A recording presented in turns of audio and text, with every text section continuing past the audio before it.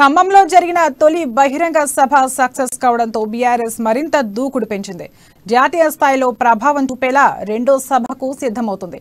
ఈ నేపథ్యంలోని ఫిబ్రవరి 17న హైదరాబాద్లోని parade grounds లో భారీ బహిరంగ సభ నిర్వహించేందుకు సిద్ధమవుతుంది. ఈసారి కూడా ఉత్తర దక్షిణ భారతాల సమ్మేళనంగా సభా వేదిక కనిపించనుంది.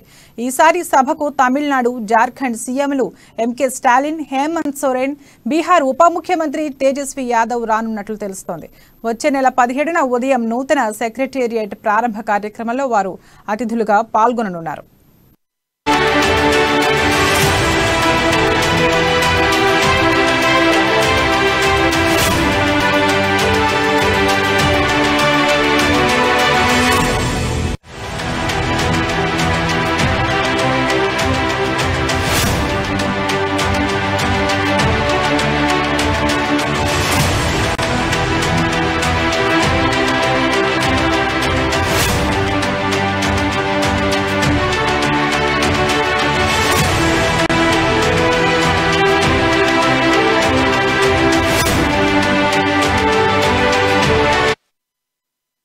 ఖమ్మంలో జరిగిన తొలి బహిరంగ సభ సక్సెస్ కావడంతో బీఆర్ఎస్ మరింత దూకుడు పెంచింది. జాతీయ స్థాయిలో ప్రభావం చూపేలా రెండో సభకు సిద్ధమవుతుంది. ఈ నేపథ్యంలోనే ఫిబ్రవరి 17న హైదరాబాద్లోని పరేడ్ గ్రౌండ్స్ లో భారీ బహిరంగ సభ నిర్వహించేందుకు సిద్ధమవుతుంది. ఈసారి కూడా ఉత్తర దక్షిణ భారతాల సమ్మేళనంగా సభా వేదిక కనిపించనుంది.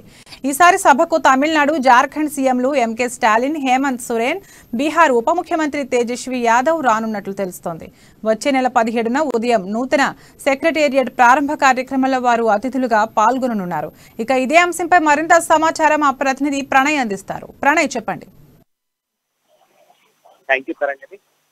తెలంగాణ రాష్ట్రంలో మొన్నటి వరకు ఉన్నటువంటి పార్టీ టిఆర్ఎస్ పార్టీ కాస్త ఇప్పుడు టిఆర్ఎస్ గా పేరు మారింది. టిఆర్ఎస్ గా పేరు మారిన అనంతరం కూడా తొలి బహిరంగ సభ ఖమ్మం జిల్లాలో ఏర్పాటు చేయడం జరిగింది. తొలి బహిరంగ సభ అనంతరం కూడా ఇప్పుడు మరొక బహిరంగ సభ కోసం టిఆర్ఎస్ ఆతృతగా ఎదురు చూస్తుంది. ఈ బహిరంగ సభను కూడా సక్సెస్ చేసేందుకు సన్నాహాలు గీస్తున్న పరిస్థితులు అయితే ప్రధానంగా కనబడతా ఉన్నాయి. ఇప్పుడు ఉన్నటువంటి సిచ్యువేషన్స్ లో బీఆర్ఎస్ పార్టీకి సంబంధించినటువంటి బహిరంగ సభను ఫిబ్రవరి 17 అంటే కేసీఆర్ పుట్టినరోజు రోజునే ఒక బహిరంగ సభను పరేడ్ గ్రౌండ్స్ లో నిర్వహించాలి అన్నటువంటి ఒక నిర్ణయం తీసుకున్నట్టుగా తెలుస్తా ఉంది.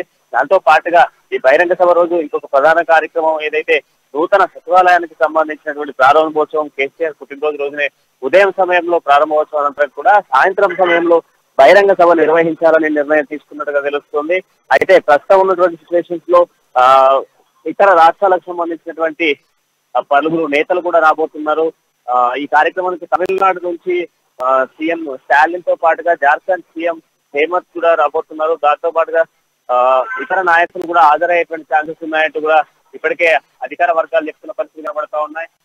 మొత్తంగా తెలంగాణలో బీఆర్ఎస్ పార్టీకి సంబంధించి కొంత ఊపును పెంచేందుకు అంటే దేశవ్యాప్తంగా కూడా బీఆర్ఎస్ అలజడి సృష్టించేందుకోసం ఇప్పటికీ కేసీఆర్ పూర్తి స్థాయిలో కూడా కొన్ని ప్లాన్లు చేస్తున్నారు. మొన్న జరిగినటువంటి బహిరంగ సభతో కొన్ని రాష్ట్రాలకు సంబంధించినటువంటి ఇన్ఫ్లుయెన్స్ పడడము, ఇతర రాష్ట్రాలు దాదాపుగా కూడా 4 రాష్ట్రాలకు సంబంధించినటువంటి నాయకులను, ముఖ్య నాయకులను, సీఎంలతో సహా తెలంగాణకు తెప్పించడము, ఖమ్మం వేదికగా కూడా బహిరంగ సభ భారీ ఎత్తున ప్లాన్ చేశారు. కొన్ని లక్షలుగా కూడా అక్కడికి జనం తండోపతండాలకు రావడం జరిగింది. అయితే కేసీఆర్ ప్రసంగాలు కూడా ఒకప్పుడు తెలంగాణ వైపు ఎక్కువ శాతం ఉండేది.